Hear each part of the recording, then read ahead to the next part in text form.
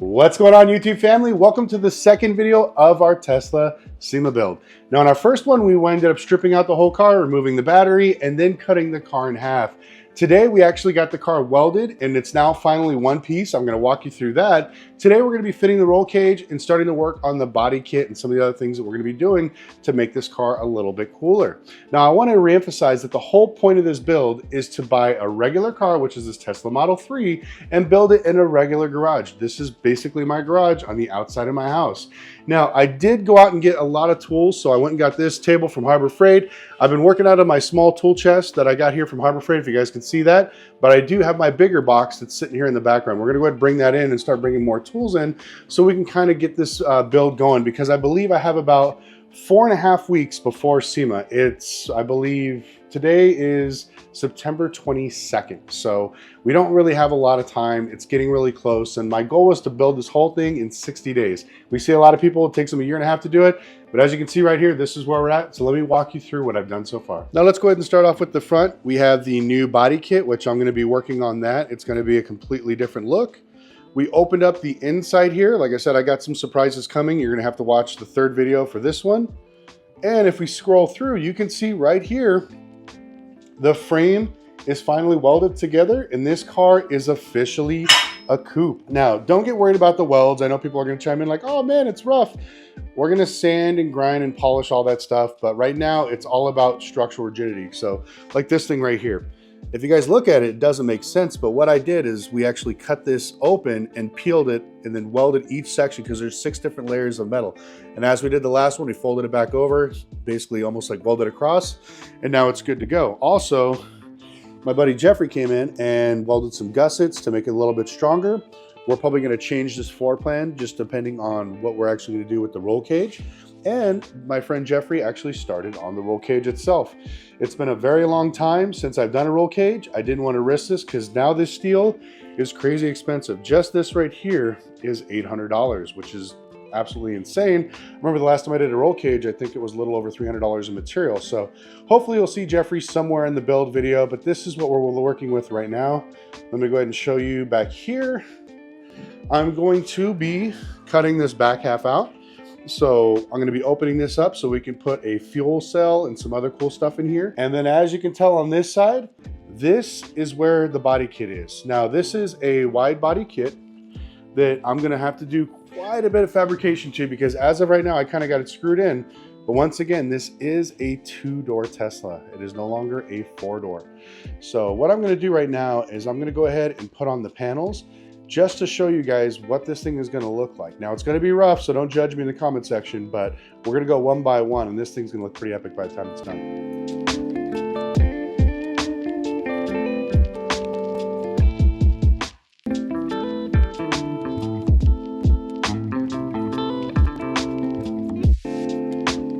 So what do you guys think? Now with the door, it looks a little bit more like a coupe, but I'm going to walk you through exactly what we're doing. So as we roll back here, you're going to see that there is no more pillar. The pillar is completely gone. This is going to be open. The only thing that's going to be here is the actual roll bar. So we're going to go ahead and leave that. The door handle will be functioning. And if you look at this, now as you can see, I used the back door as the rear quarter panel. Now I cut this in half and took about 13 inches out of it. And so what we're going to do is we're actually going to TIG this, because this is aluminum. We're going to make these 2 panel matches after I kind of do the bodywork here and straighten this out. All the gaps will be fine. We got to fill in the handle, and this is the wide body that actually pops on top of it. So looks pretty sleek. I'm loving the way it's looking right now.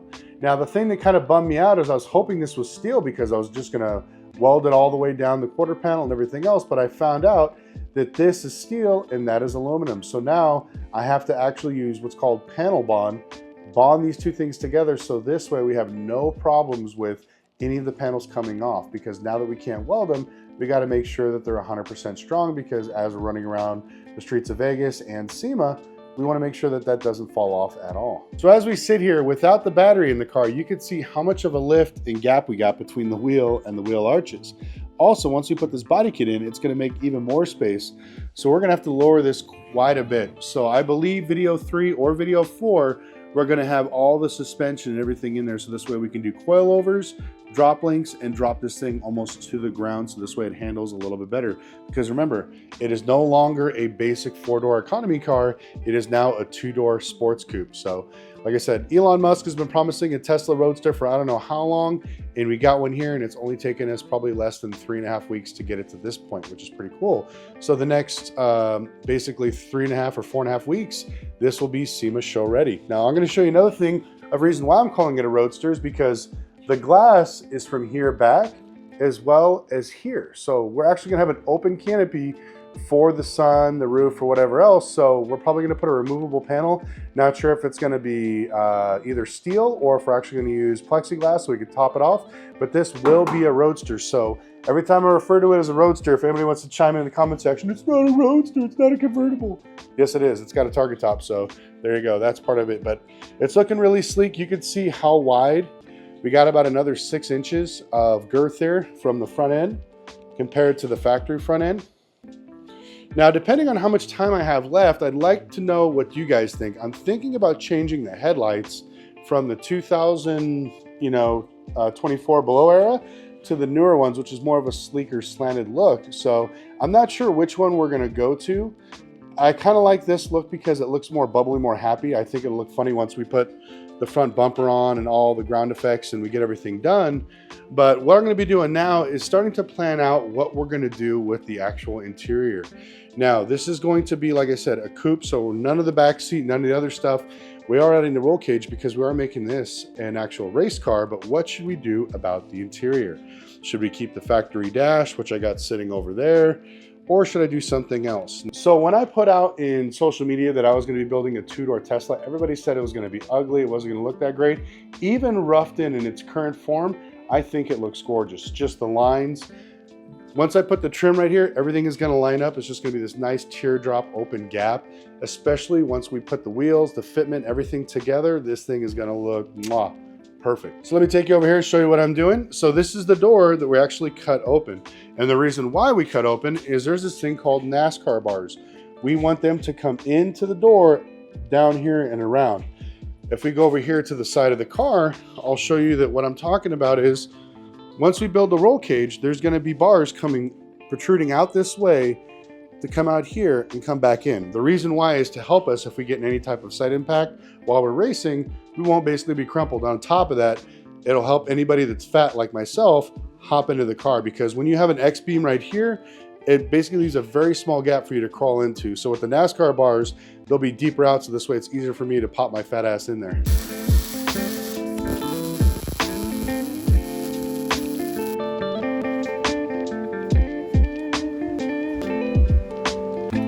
All right, guys, the cage is done. We have our NASCAR bars. We got 3 crosses or X's all the way through, which looks really good. We got the dash bar. Everything is pretty much lined up now. So what I have to do is I actually have to cut a path for the transmission and the driveline to go back to the rear differential that we're going to be installing in the car. Now, what I'm going to be doing is probably bracing something across here, cutting it, and then starting that process. But before I do, I want to mount the seats and the pedals to make sure that everything kind of lines up before I start cutting the middle here, because once I cut this, it's going to lose all of its rigidity. It's going to kind of flop around. So, but it should be fairly interesting. So we'll have a total clean path from where we drop into 2JZ all the way to the back rear diff, which you can actually see the floor through here, which is kind of crazy. So this thing actually lines up pretty well. I only think we have to take up maybe about 4 to 5 inches across the actual tunnel because the car does have a lot of depth. So from where the old existing battery sat, you have about 6 inches of depth through the actual underbody where the rocker panels are. So it's pretty deep, and then we just have all this shallow space, and you can kind of see through here all the space that we have to install everything. So this should be pretty fun. Once we get this done, then we'll go ahead and move on to the rear mounted radiator. We're gonna have to cut out some other stuff out there, but let's go ahead and get started on measuring for this, installing this seat. And now that the cage is done, I'm gonna start installing our door panels, our quarter panels right here. So this way we can permanently fix them shut and we can start adding the wide body kit to this side. So I wanted to bring you guys on this side so you can kind of see how everything fits. Once we actually put the panel up, we're just lining everything up. I had to cut the body kit, and like I said, we had to take 13 inches out of this. The panels, everything's looking good. All we got to do is start fitting and finishing this stuff. Now, I'm about 3 weeks out from Sema, which is absolutely insane, so I'm going to see how far I can get. It's literally going to be down to the wire, so wish me luck. All right, guys, so I just finished the doors. As you can see, this is fiberglass. I put that in so this way it'll cover the handle. Then I can go ahead and use that with body filler to make a smooth surface.